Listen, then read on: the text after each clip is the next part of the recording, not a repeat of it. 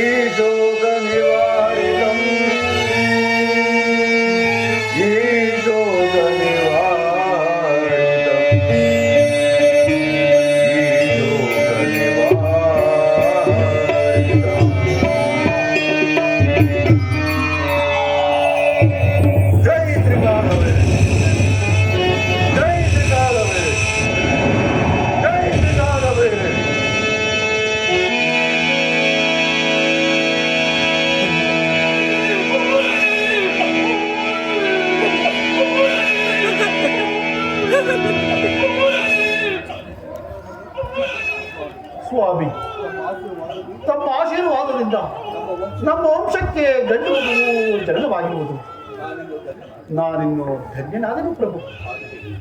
ಆದರೆ ಈ ಮಗುವಿಗೆ ಕುಡಿಸಲು ಕ್ಷೀರವಿಲ್ಲ.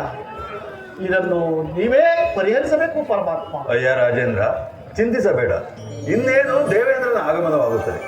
ಅವನ ಬಳಿ ಅಮೃತ ಪಾನವನ್ನು ಮಾಡಿಸಿ ಈ ಮಗುವಿನ ಸಂಕಟವನ್ನು ಹೋಗಲಾಡಿಸೋಣ. ಪರಮಾತ್ಮ, ಯಾರಲ್ಲಿ ಆ ಮಹೇಂದ್ರನನ್ನು ಬರಮಾಡಿ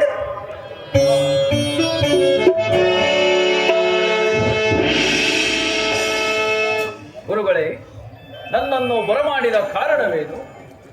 ಅಯ್ಯ ಮಹೇಂದ್ರ, ನಿನ್ನ ವರಪ್ರಸಾದದಿಂದ ಜನಿಸಿದ ಈ ಶಿಶು ಕ್ಷೀರವಿಲ್ಲದೆ ಗೋಳಾಡುತ್ತಿರುವುದು. ನಿನ್ನ ಬಳಿ ಇರುವ ಅಮೃತ ಪಾನವನ್ನು ದಯಪಾಲಿಸಿ ಆ ಮಗುವಿನ ಸಂಕಟವನ್ನು ಹೋಗಲಾಡಿಸು ಮಹೇಂದ್ರ. ಆಗಲಿ ಗುರುವರಿಯರೇ. ದೇವಪ್ರಭು, ನಿಮ್ಮ ವರಪ್ರಸಾದದಿಂದ ನಾನು ಧನ್ಯನಾದೆನು. ಹಾಗೆಯೇ ಈ ಮಗುವಿಗೆ ನಾಮಾಂಕಿತವನ್ನು ಇಡಬೇಕೆಂದು ಬೇಡಿಕೊಳ್ಳಬೇಕು. ರಾಜೇಂದ್ರ, ಬಹಳ ಸಂತೋಷ. ಎಲ್ಲಿ ಆ ಮಗುವನ್ನು ಮುಂದಕ್ಕೆ ನೀಡು. ನನ್ನ ತೋರ್ಬೆರಳಿನಲ್ಲಿರುವ ಅಮೃತವನ್ನು ಮಗುವಿನ ಬಾಯಿಗಿಡುವೆನು.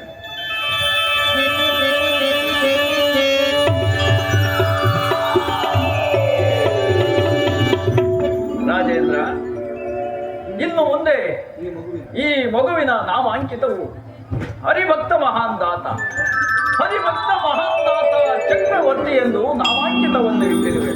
ಸಂತೋಷವೇ ರಾಜೇಂದ್ರ? ಧನ್ಯನಾದನು ಪ್ರಭು. ಎಲ್ಲಿ ಆ ಮಗುವನ್ನು ಮುಂದಕ್ಕೆ ಕೊಡು.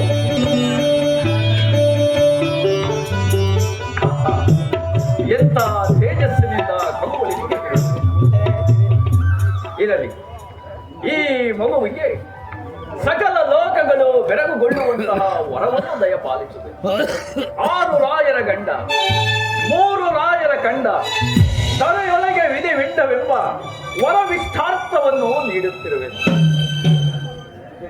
ಇದರಿಂದ ಈ ಮಗುವು ಸಕಲ ಲೋಕಗಳು ಬೆರಗುಗೊಳ್ಳುವಂತಹ ಕೀರ್ತಿವಂತನಾಗಿ ಬೆಳೆಯುತ್ತಾನೆ. ಸಂತೋಷವೇ ರಾಜೇಂದ್ರ? ಬಹಳ ಸಂತೋಷ ಪ್ರಭು. ತಥೋ ತಥೋ.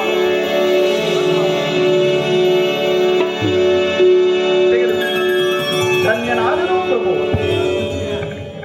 ರಾಜೇಂದ್ರ ತದಾಸ್ತು. ರಾಜೇಂದ್ರ ನಾವಿನ್ನು ಹೋಗಿ ಬರುತ್ತೇವೆ, ನಿನಗೆ ಮಂಗಳವಾಗಲಿ. ಧನ್ಯನಾದನು ಪ್ರಭು. ರಾಜೇಂದ್ರ. ಬಹಳ ಸಂತೋಷ. ರಾಜೇಂದ್ರ ತದಾಸ್ತು. ತಾವಿನ್ನು ಹೋಗಿ ಬನ್ನಿ ಪೂಜ್ಯರೇ. ಇನ್ನು ಮುಂದೆ ನಿನ್ನ ಸೌಭಾಗ್ಯಕ್ಕೆ ಎಣೆಯೇ ಇಲ್ಲ. ನಾವಿನ್ನು ಹೋಗಿ ಬರುತ್ತೇವೆ.